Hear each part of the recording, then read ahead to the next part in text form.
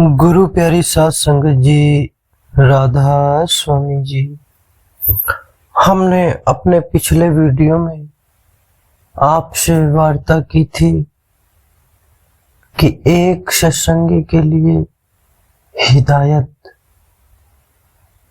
आज की जो साखी है उसमें हम आपसे वार्ता करेंगे कि कितनी बड़ी गलतफहमी है हमारी कि अरे भाई, हमें तो ऐसी गारंटी की जरूरत है, इससे हमें मदद मिलती है। नामदान मिल जाने के बाद हमारे अंदर न जाने किस तरह के ख्यालात आते रहते हैं। नामदान मिल गया तो हम अपने आप को समझ लेते हैं कि हमने आवागमन के चक्कर से मुक्ति पा ली। नामदान का मिलना एक मौका है, कोई गारंटी नहीं है। कैसे? आओ इसको इस साखी के माध्यम से अच्छे तरीके से समझने का प्रयास करें जी। हम तो सोच कर बैठे थे कि हमको एक गारंटी मिल गई है, लेकिन इस गारंटी पर सवाल उठाकर हमारे प्यारे बाबा जी ने संगत को तो चौंका ही दिया है। वह अक्सर हम सबको समझाते हैं कि संत सतगुरु वक्त के हालात देखते हुए और संगत की ताकत एवं कमजोरियों को भी ध्यान में रखते हुए अपना उपदेश देने का तरीका तय करते हैं। यह मालिक के हाथों में है। समय बदलता है, साथ ही लोगों की ताकतें और कमजोरियां भी तो बदलती हैं। वक्त के सतगुरु अपना उपदेश इस ढंग से हमारे सामने रखते हैं जिससे उनके शिष्यों को अपनी कमजोरियों पर काबू पाने के लिए अपनी ताकत का इस्तेमाल करने में उनको मदद मिल सके, उनकी सहायता हो सके। अच्छा, हमारी ताकत और हमारी कमजोरियां क्या हैं? आओ इस पर विचार करें। आज के दौर में अनगिनत सांसारिक सुख सुविधाओं का बहुत ज्यादा बोलबाल है, जबकि ये सुख हमारे जो हैं ये कुछ पल भर के हैं। जहां कंप्यूटर द्वारा हर तरह की जानकारी को बड़ी आसानी से प्राप्त किया जा सकता है, लेकिन जरा विचार करें, वहां खतरा इस बात का भी है कि हमें कोई शॉर्ट सर्किट ढूंढने की आदत ना पड़ जाए, यानी हम हर समस्या का बड़ी जल्दी और हर सवाल का आसान जवाब ढूंढना चाहते हैं। आज के दौर में किसी भी तरह की गारंटी की कोई भरोसा नहीं। कितनी आसानी से हम सोच लेते हैं, यह समझ जाते हैं कि हमें तो बस नामदान के लिए हाजिर होने की जरूरत है ताकि सतगुरु को हमें मुक्ति दिलाने का अपना वादा निभाना पड़े, लेकिन हमारी अपनी भाई कोई जिम्मेदारी नहीं है। पिछले युग में अगर देखा जाए तो संत महात्मा अपने शिष्यों को जब उपदेश दे रहे थे या उपदेश देते थे, जरा इस बात पर गौर करें कि किस तरह पिछले युग में कुछ संत महात्मा अपने शिष्यों को नामदान की बख्शीश करने से पहले कितने सालों साल उनकी कठोर परीक्षा भी लिया करते थे। लेकिन आज ऐसी परीक्षा में भला कोई सफल हो सकता है? जिनको नामदान मिला हुआ है वो सब जानते हैं। अगर इन गुजरे हुए महात्माओं ने यह गारंटी दी कि 4 जन्म में मुक्ति मिल जाएगी और निचली योनियों में नहीं जाना पड़ेगा, तो हम यह मतलब निकाल लेते हैं कि उनको अपने शिष्यों पर विश्वास रहा होगा। शायद वे यह भी जानते थे कि उनके शिष्य इतने शुक्रगुजार होंगे कि बिना किसी शर्त के, बिना कोई मांग रखे पूरी तरह भजन बंदगी करने में जुट जाएंगे। हाँ, हम कहते हैं 1 मिनट जरा सोचिए, समय की मांग के अनुसार अगर वक्त के गुरु खुद को ढाल लें तो यह विचार तो बहुत अच्छा है, बहुत सही है, लेकिन इसमें सच्चाई क्या है? जरा विचार करें। सच्चाई बड़ी निर्मम और बड़ी कठोर है। क्या हमें ज्यादा से ज्यादा 4 जन्म लेने होंगे? या फिर यह सच नहीं है? क्या हमें निचली योनियों में भी जन्म लेना पड़ सकता है? सही मायने में इन सवालों के जो जवाब हैं उनको जानने के लिए हमको भजन बंदगी करके चेतना के उस स्तर पर पहुंचना होगा जहां हम खुद यह अनुभव करें कि सृष्टि का संचालन आखिर कैसे हो रहा है। तब तक हमारे लिए यही सोचना सही है कि इससे क्या फर्क पड़ता है। हमारे लिए ये केवल एक धारणाएं मात्र हैं। अभी तो यह सच्चाई है कि इस वक्त हम जिंदा हैं, हमें मनुष्य जन्म मिला हुआ है और हमको नाम दान भी मिला हुआ है। अभी तो हमारे पास मौका है। नाम दान का मकसद बहुत ऊंचा है और बहुत महत्वपूर्ण भी है। यह एक मौका हमें उस मालिक ने दिया है कि आवागमन के चक्कर से छुटकारा प्राप्त कर ले। नाम दान का मिल जाना कोई गारंटी नहीं हो गई है कि हमको 4 जन्म में मुक्ति मिल ही जाएगी, क्योंकि वाणी में आता है, प्रथम जन्म गुरु भगति कर, जन्म दूसरे नाम, जन्म तीसरे मुक्ति पद, चौथे में निज धाम। अगर हम नित्य लगातार 2.5 घंटे भजन सिमरन करेंगे तो धूमधाम पहुंचने में 4 जन्म लग जाएंगे। हमारे अंदर एक बहुत बड़ी गलतफहमी यह भी छिपी बैठी है कि 6 महीने की भजन बंदगी करने से अंदर का पर्दा खुलना निश्चित है। इस पर बाबा जी ने इतना बेहतर तरीके से हम सबको समझाने का प्रयास किया है। आओ उसको हम इस साखी के माध्यम से समझने का प्रयास कर लीजिए। हम सब लोगों ने सुना ही होगा कि हमारे सतगुरु हमको यकीन दिलाते हैं कि 6 महीने लगातार भजन सिमरन करने से हमें आंतरिक अनुभव जरूर प्राप्त होंगे। कितना खतरनाक और फंसाने वाला है यह ख्याल।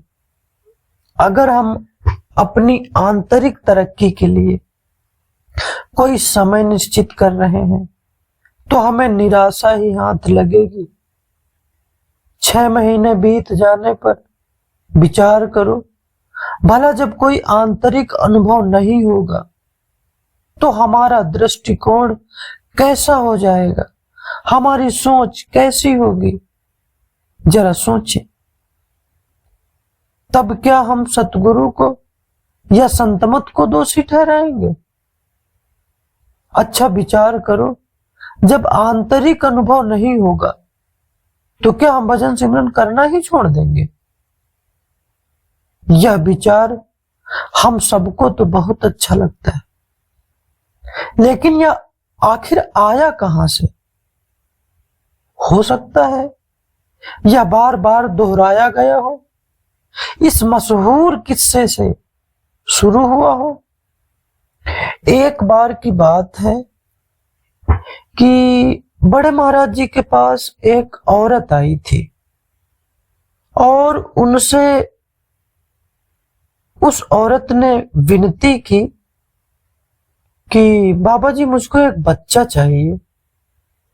तो हुजूर महाराज जी ने उसको समझाया और कहा कि ये तो कुल मालिक की रजा है, लेकिन वह बार बार मालिक से विनती करती रही कि मेरे सच्चे पातशाह मुझे एक बच्चा दे दे।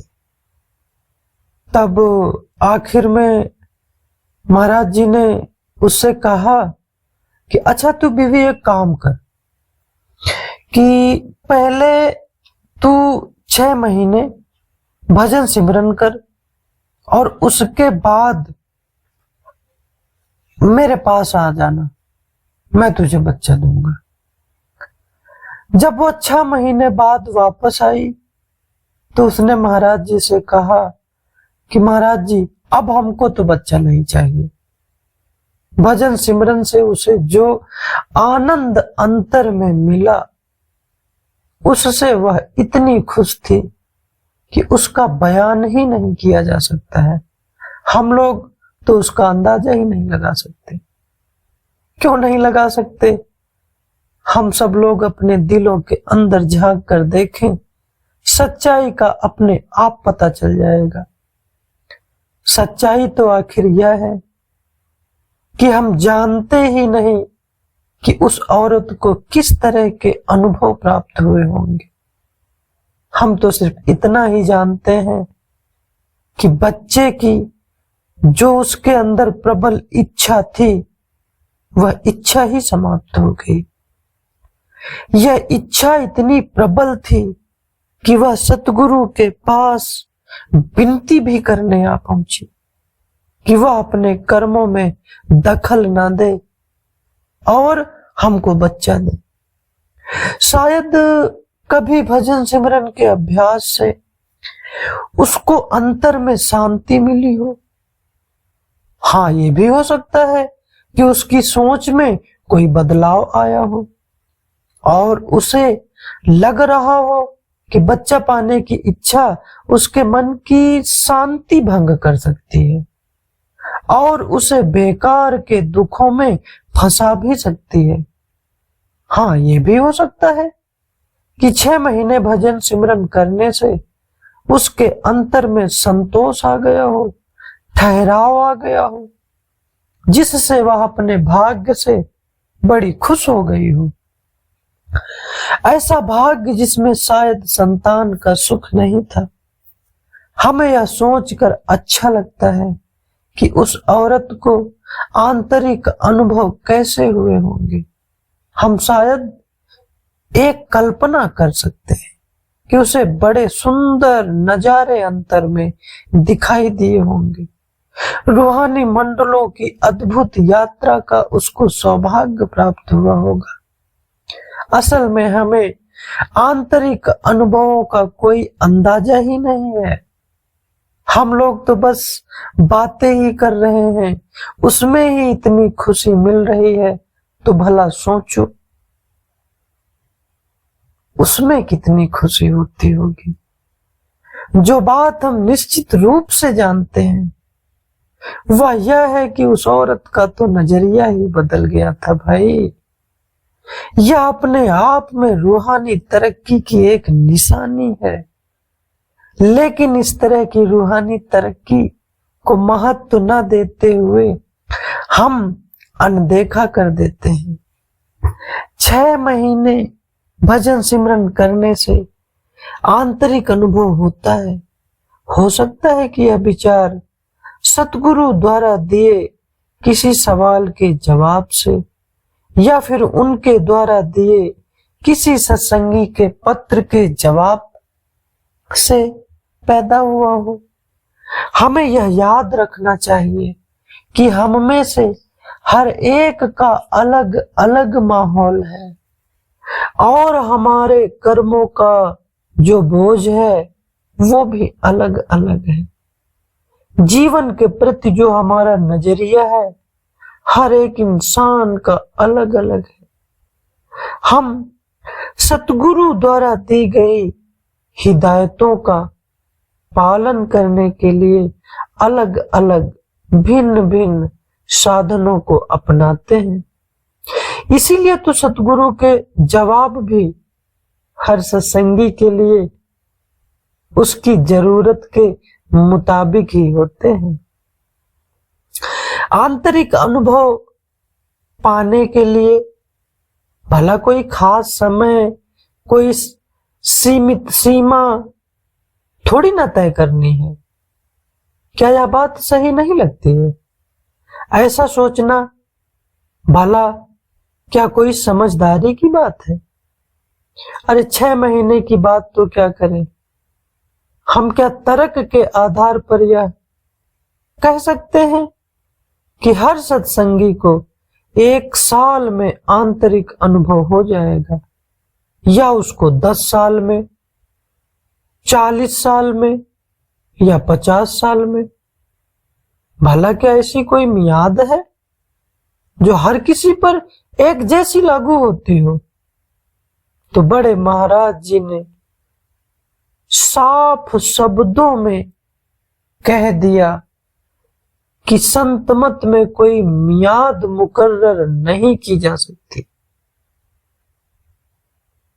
बड़े महाराज जी ने एक पत्र के माध्यम से एक सत्संगी को समझाया। क्या समझाया? आओ उसको हम भी समझने का प्रयास करते हैं। किसी का ध्यान आखिर कब तीसरे तिल में ठहरने लगता है, इसके लिए कोई वक़्त तय नहीं किया जा सकता। यह उसकी तड़प, उसके विश्वास, उसकी लगन और उसके पिछले कर्मों पर निर्भर है। एक और पत्र में उन्होंने लिखा था, सत्संगी की सूरत कब सिमटेगी, यानी किस वक़्त वह सूरत हमारी तवज्जो तीसरे तिल पर पहुंचेगी। इसके लिए किसी भी रूहानी मार्ग में कोई भी मियाद मुकर्रर नहीं की गई है। अगर कोई मियाद मुकर्रर करता है तो वह खुद को और दूसरों को केवल धोखा ही दे रहा है। सभी सतगुरुओं ने, जितने भी संत महात्मा आए हैं, हर एक संत महात्मा ने इस बात पर जोर दिया है कि बिना कोई आशा रखे भजन सिमरन करना चाहिए। बिना कोई आशा रखे भजन सिमरन के लिए बैठने से हमारा मन रूहानी अभ्यास के लिए सही ढंग से तैयार हो जाता है। और जब हम नतीजों की कोई परवाह किए बगैर बिना भजन सिमरन करते हैं, तब हमारा ध्यान भी सिमट जाता है और हम अंतर में शांति को प्राप्त कर लेते हैं। जो भी हो, हम कोई भी उम्मीद कैसे रख सकते हैं जब यह ही नहीं जानते कि हमें क्या उम्मीद रखनी चाहिए। अगर संतमत एक यात्रा है तो यह फिर तो अज्ञात की ओर बढ़ने की यात्रा है भाई। हमको कभी भी यह विचार नहीं कर लेना चाहिए कि भजन में बैठने से पहले ही यह विचार कर लें कि हमको अंतर में ये होगा वो होगा। अच्छा, मान लो जो हमने सोचा और वो नहीं हुआ, तो क्या हम मार्ग से विचलित नहीं हो जाएंगे? क्या हम दुखी नहीं हो जाएंगे? एक अहम और खास बात, संसार में इंसान आखिर दुखी क्यों होता है, उसका भी यही जवाब है। क्यों? क्योंकि वह दुनिया की किसी भी चीज से एक उम्मीद लगा बैठता है कि अमुक इंसान हमारी मदद कर देगा, अमुक वस्तुएं हमारा साथ दे देंगी।